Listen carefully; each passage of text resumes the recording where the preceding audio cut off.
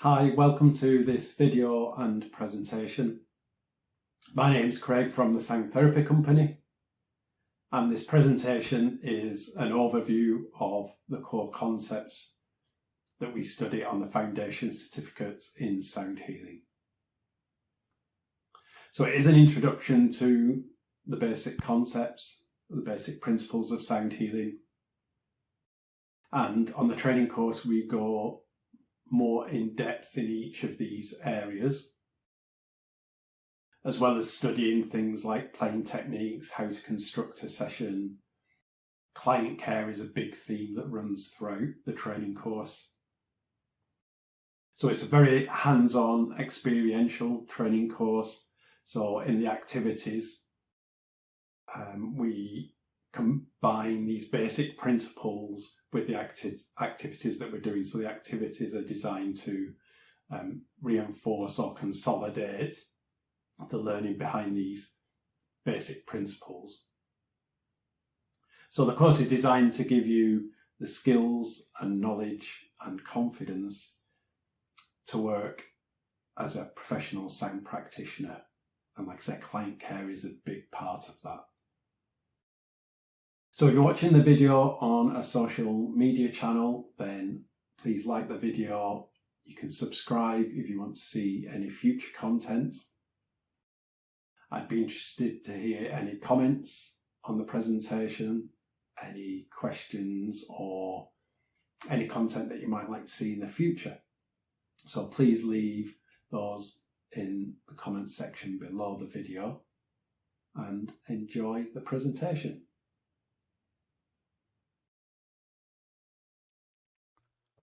Welcome to an introduction to sound healing from the Sound Therapy Company. In today's lesson, we're going to look at what is sound healing, the physics of sound, 3 key principles of sound healing, where sound healing fits alongside other modalities.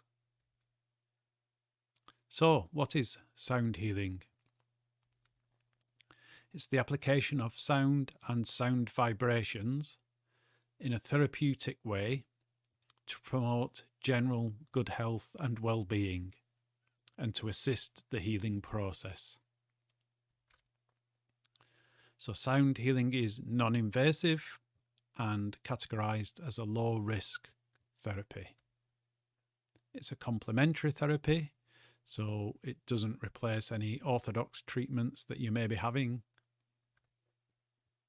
It is non-prescriptive. We use a holistic approach, so we look at the person as a whole, so that is mind, body, emotions, spiritual aspects. Sound healing is a form of energy healing. We can incorporate advanced reflective techniques to bring in deeper awarenesses and insights for clients. And sound healing can easily be integrated with other modalities. So let's take a look at some of the origins of modern day sound healing. Every culture across the world has used sound, music, gatherings with communities while singing, chanting, drumming, to maintain health and as a form of healing. So some examples of these ancient civilizations and cultures that used sound healing. And many of the instruments that we use today have their roots in these ancient cultures. The methodologies and the techniques that we use have been used for thousands of years. And with modern scientific instruments, we're now able to understand a bit more about how these techniques actually work.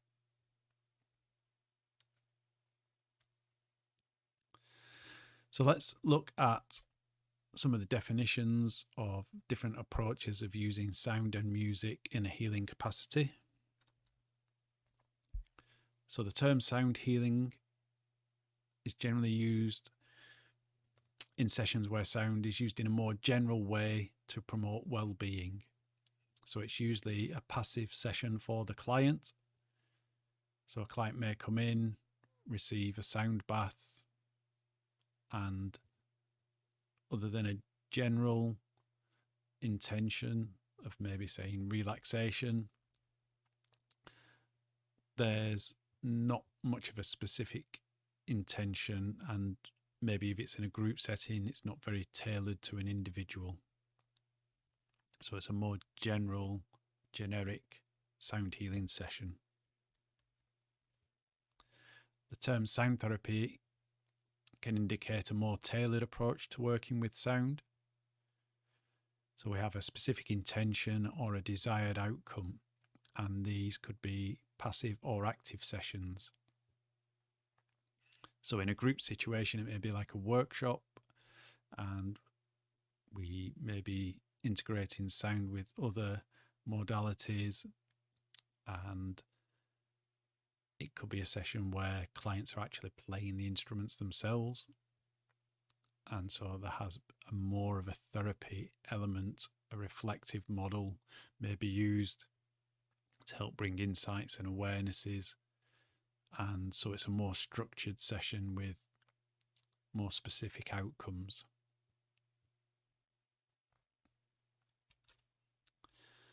And then something we're not covering, but music therapy, I get asked quite a lot. So is sound healing like music therapy?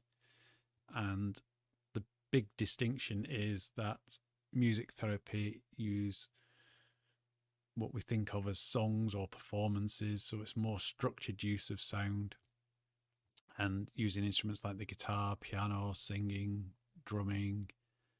But generally, the client's also participating. It's an active session and the client's engaged in the session.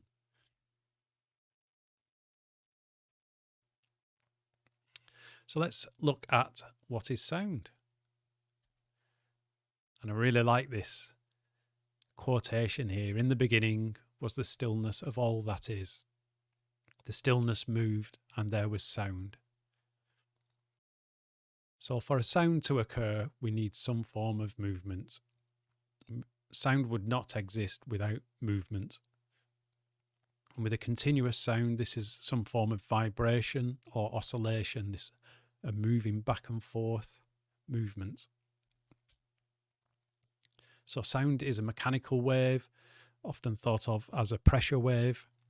So if we think of a speaker cone or a drum skin or the face of a gong, these move and vibrate and move columns of air. So it creates pressure, high and low pressure in the air, in the particles. So sound is a form of energy, and it complies with all the natural laws of physics. So sound requires a medium to travel through, be it a solid, a liquid, or a gas. Sound doesn't travel in a vacuum, as there are no particles in a vacuum. So how sound travels is the vibration needs to move from one particle to the next. So in a solid, sound moves really quickly because the particles are packed closely together, but there's also the most resistance to the sound. So in a solid, sound travels quickly, but it dies out quickly as well. Liquids conduct sound well. It seems to have the nice balance between density of the material and resistance. And in air, sound travels slower, but there's the least resistance. So in air, the particles are spread out much more, much finer, and there's less resistance. So in a vacuum, as we've already discussed, there are no particles, so there's no travel, there's nothing to pass on that movement or vibration.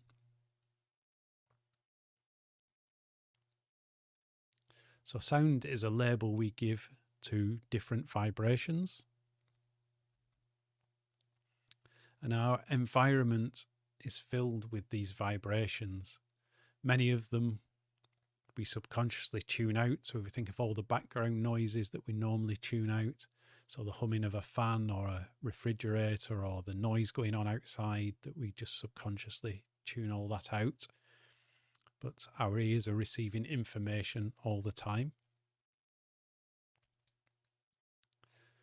So sound is a label we give to vibrations that our ears are able to detect. And the range of human hearing is 20 hertz up to 20 kilohertz. So without going into too much detail on this, but 20 hertz is a movement back and forth of 20 times per second. So that's, we can hear vibrations that move between 20 times per second up to 20,000 times per second. And vibrations do occur outside of these limits. It's just that we're not able to detect them. Or actually, our ears are not able to detect them. We can detect vibrations down to 3 hertz from a physical point of view, so we can feel them physically, but our ears can't detect them. We also know that some animals, elephants and whales, use infrasonic sound to communicate, so that's sound that is below our hearing range. Dolphins, bats, etc. use ultrasonic to communicate, and dogs can hear above our hearing range as well. So there's lots of other vibrations out there, but we don't detect them with our ears, so we just label the ones that we can detect as sound. So everything in the universe has a natural resting vibration, and this is known as its resonant frequency. So without any outside interference, an object or a system will have a natural resting energy, potential, or vibration, whatever you want to call it, and that's known as its resonant frequency. And if you match that resting frequency with a vibration, say a sound wave, it will start to resonate. And this is known as sympathetic resonance. So the one demonstration of this that the majority of people have seen are the 2 tuning forks. So if you have 2 tuning forks which are of the same frequency, and you activate the first tuning fork and then bring it into close proximity to the second tuning fork, the second tuning fork will start to vibrate without you activating it.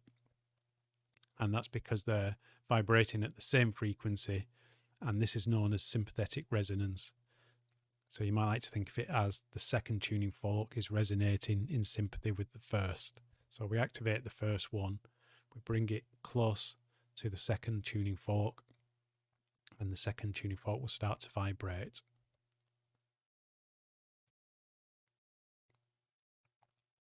So the first key principle of sound healing we're going to look at is the vibro-acoustic effect. So as a sound wave is a mechanical energy, a vibration, we can use them to influence our physical self and our subtle energy fields. So as we can see in the image, sound moves out from the source, from the center, in concentric circles. So similar to dropping a pebble in a pond and watching the ripples move outwards from the sound source, that's how a sound will move. So through this idea of resonant frequency and the idea that sound is a mechanical energy that we can feel and sense in and around the body, depending on which instruments we choose, we can either stimulate and energize our system, or we can relax and ground ourselves. And we can use sound vibrations to encourage the flow of energy, so chi or prana or life force energy, whatever you want to call it. And there's been some research to show that healthy and unhealthy cells of the same type vibrate at different frequencies. So a diseased cell has a contagion in there that takes it out of balance. So when we were talking earlier about things having a resonant frequency, they have a natural resting frequency. If something goes out of balance within the system, its frequency changes.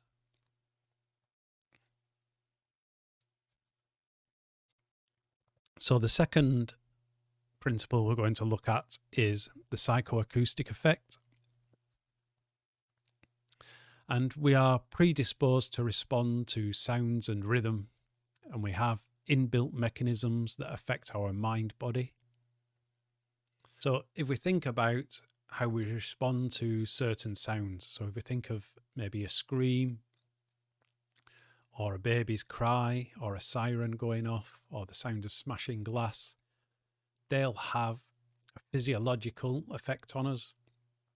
They tend to, those stimulators will maybe release adrenaline, cortisol into the body, get ready for fight or flight.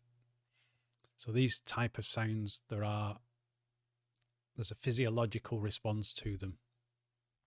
So we have these inbuilt mechanisms to respond to different sounds. And rhythms, if we think about rhythms, we hear a good beat or a nice song on the radio and we want to move ourselves, we tap along, hands and feet, move the body. We've all seen the videos of the cute animals dancing along to music on YouTube. So it's not just us that have these inbuilt mechanisms that affect our physiology. So some of the effects that we might be talking about here in terms of how sound affects our mind is brainwave entrainment. You may also hear it called auditory driving or the frequency following response, and rhythmic entrainment.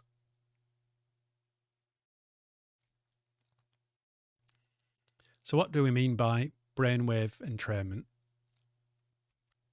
So throughout the day, we have 5 predominant brainwave states that we naturally move between during the day. So these are on the left-hand side here. So we can look gamma waves at the top for anything where we need to really concentrate and focus. So great for learning and driving, that type of thing. Beta waves is where we spend most of our waking time. So this is when we're alert, we're going about our daily tasks, but we're maybe not in high concentration mode. Alpha waves is when we're starting to slow down, our mind's becoming a bit more drowsy. It might be after a heavy meal, so that our brain slows down, so our digestive system has more energy to take over and function. If we've been concentrating for a long time, so we've been in these higher gamma brainwave states, that affects the chemical balance in the brain. So to reset itself, the brainwaves will start to slow down, and that gives the brain time to rebalance the chemical makeup. When we falling asleep at night, or when we first wake up in the morning, when we're in that state where we're awake but we're not fully alert and conscious, this is an alpha brainwave state. Daydreaming we've already mentioned. And then theta brainwave state is when we'd normally be in a light sleep, and this is our dream state when we get the rapid eye movement and the brain's processing the day's events and storing things away. It's our more creative mind and the dream state, so this is when we get the visions and the dreams coming through. And then right at the bottom we've got delta brainwaves, which is when the brain's really shut down from the outside world. So if you've ever tried to wake somebody up and struggled, that's because they're in this deep delta brainwave state and really shut down from the outside world. So we naturally move between these states throughout the day. And as our brainwaves slow down, this is the body's natural signal to relax.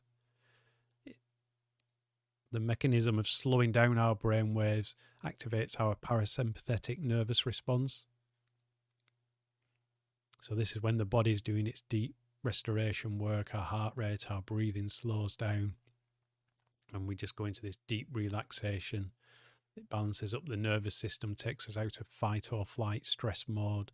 The mind calms down, starts to slow down, and we just go into a relaxed, deeply relaxed state. And long continuous sounds will help to lower our predominant brainwave states. So this is what we mean by brainwave entrainment, is that certain sounds will start to lower our brainwaves and bring us down, so we're gently easing people down into these lower brainwave states.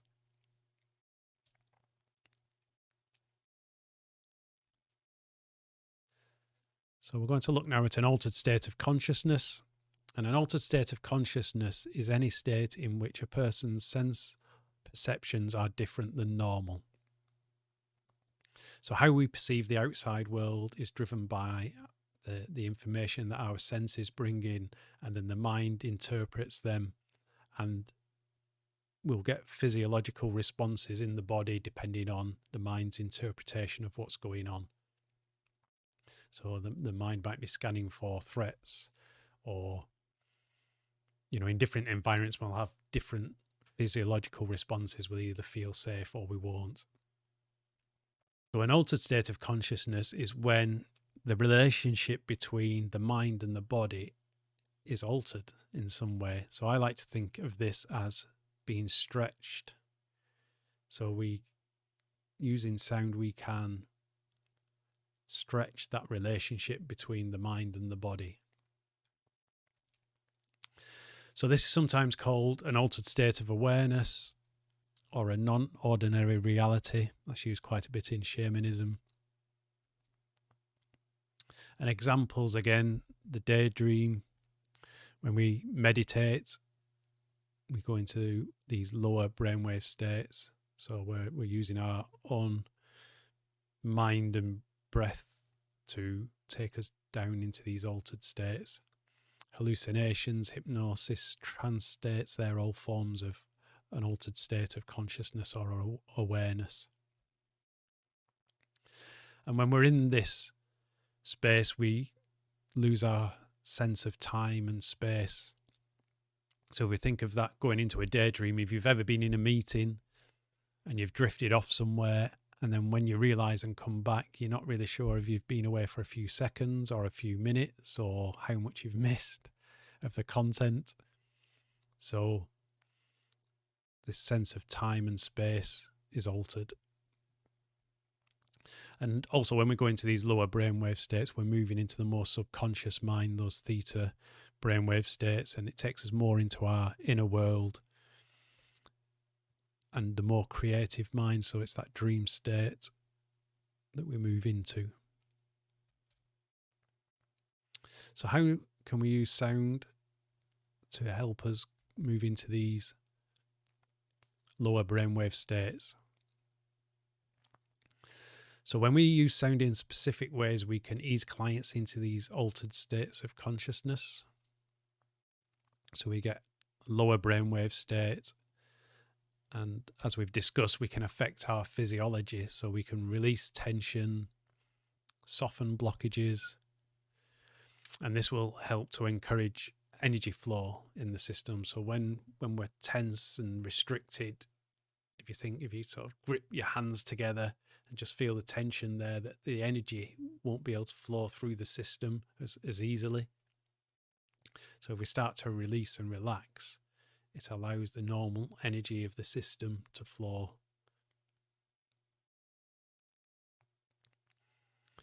And when we're in these lower brainwave states, if you think when you're in a deep sleep, we really only fall into those lower brainwave states when we feel safe. So what we're doing with sound is we're taking the body into this deeply relaxed state where it feels safe. And because we're keeping the mind slightly more engaged or activated, we can, let's say, we're stretching those boundaries between the mind and body, that synchronization between the mind and the body, and that can allow releases to occur. And also because we're going down into these theta brainwave states, which is the more subconscious mind, sometimes we can repress or suppress things in our subconscious or within the body. And again, creating these altered states where we're changing the relationship between the mind and the body, the client may be able to gain a different perspective or or gain clarity or insights on a situation or something that's going on for them. So these could be a physical condition, it could be an emotion or a mental blockage, it could be behavior patterns. And in my experience, this is when clients can really have profound shifts, when they get these deep insights, when they're feeling really safe and really ready to let go.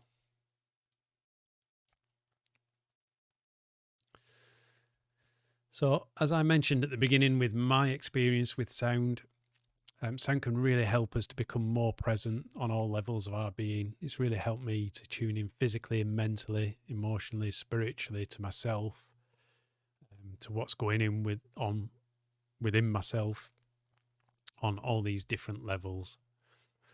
So sound can help us to achieve a meditative state. So if there's somebody that struggles with meditation and slowing the mind, it gives us a focus to help us bring down or lull the mind and body into these lower brainwave states. It assists the development of self-awareness. Once we become more attuned to the signs of energy flowing within the system, we become more attuned to what's going on for us, the more we can reach this deep-centered, grounded place, the more we can tell when we're being pulled out of alignment. So it really helps in terms of becoming more mindful. And I've noticed lots of things about myself from a physical perspective, certainly from an emotional and thought process point of view, by working with sound. So where does sound fit as a healing modality? So there's a few common themes that run through most modalities, and that's that we create a safe space where clients can feel held, safe, nurtured, and heard. And inducing the relaxation response is another common theme, activating the parasympathetic nervous system. And I've had clients who've come out of sessions feeling like they've emerged from a really good night's sleep, or that they've had an all-over body massage is quite a common one I get. So there's just been this sense of release and letting go on such a deep level. And sound really helps us to get there very quickly, to this deep level. It doesn't take a lot of focus, concentration, skill on the client's part. The sound just has these natural inbuilt mechanisms we have that allows us to access these states really easily using sound.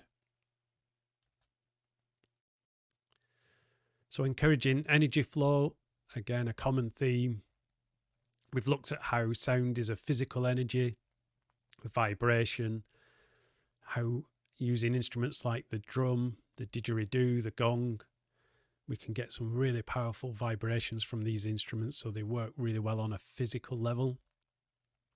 But that's not to say that intense or louder is more effective. Sometimes a really gentle, subtle, nurturing session is what we need, using either a crystal bowl, Himalayan bowl, tuning forks. So a choice of instruments and the modalities we use are important as well. But this idea as well that energy and motion, so we can bring movement in. Sound works really well with movement classes, so yoga or qigong, tai chi. And there's a 6 healing modalities practice which incorporates movement and sound together, which is a powerful meditative praxis.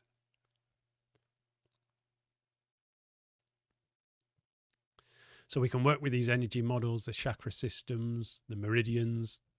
Some advanced techniques with tuning forks might use the acupressure points, and we can use Himalayan singing bowls on the body, for example.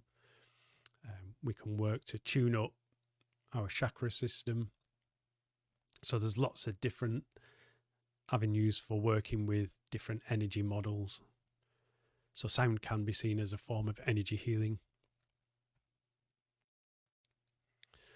So helping clients to tune in and really develop their self-awareness, so similar to meditation, mindfulness practices, and again, really good for clients who struggle to access those states using their own skills.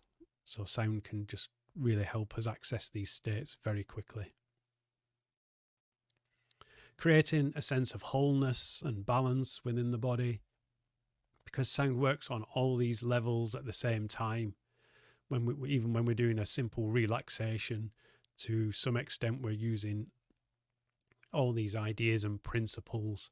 So for me, that's why it's a powerful healing modality. It's very simple to access and works on many different levels at the same time.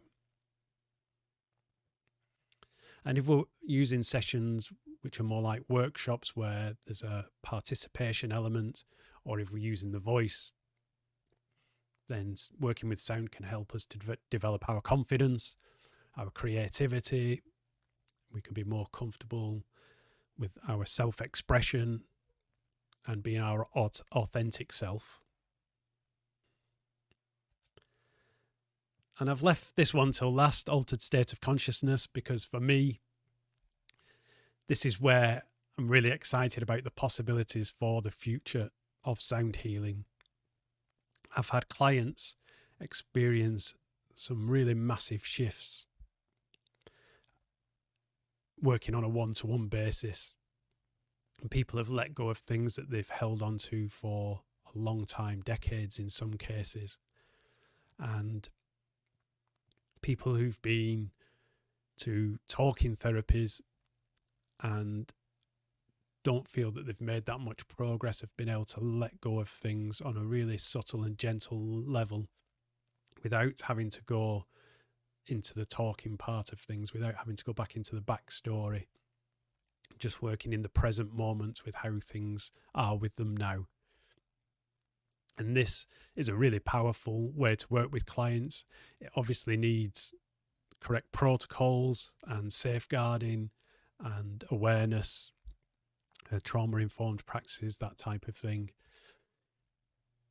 So it is a very niche and specific way of working, but also really powerful. And like I say, I'm just fascinated and so excited for the future to see how this may develop, working with more specific groups of people. So we've looked at how sound is a physical vibration that moves through matter, and that movement occurs and that vibration needs to be passed on via some means. So that's a solid, a liquid, or a gas. And because there is that movement, sound is a form of energy. It's a mechanical wave, a pressure wave that moves through an object. We've looked at 3 key principles of sound healing. So the vibro-acoustic effect. So this idea that because sound is a physical vibration, we can feel that, we can sense it in and around the body. We've looked at how sound affects the mind and how we can take people into the altered state of consciousness by lowering our brain waves, and how we can stimulate energy flow. So how we can use sound to affect our physiology.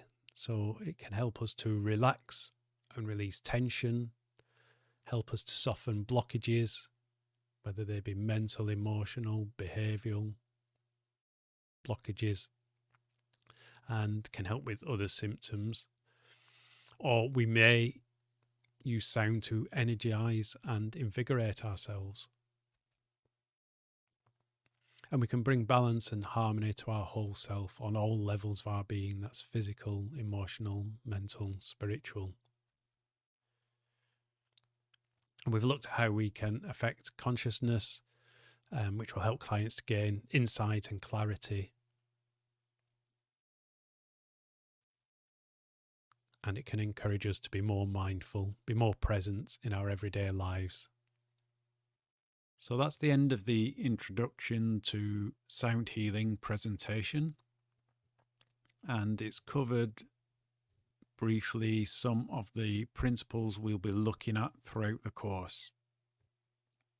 So on the workshop days, on the training courses, we align these ideas and concepts with the activities and the practices that we'll be going through.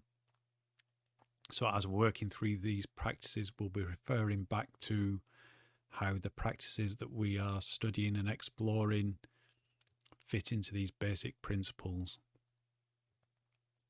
Also, as we work through the course, some of these principles we'll start to look at in more depth, so that we'll look at layers underneath some of these ideas, and there'll be further presentations which go into more depth on some of these topic areas. But as always, if you've got any questions at all, then please get in touch. My mobile number's on the screen and the email address. So if you have any questions about sound healing in general, or you'd like to speak about the training courses we run at the Sound Therapy Company, or even if you'd just like to chat, I'd be delighted to offer whatever guidance I can and to assist you with your sound healing journey. So I hope to speak with you soon. Take care. Bye.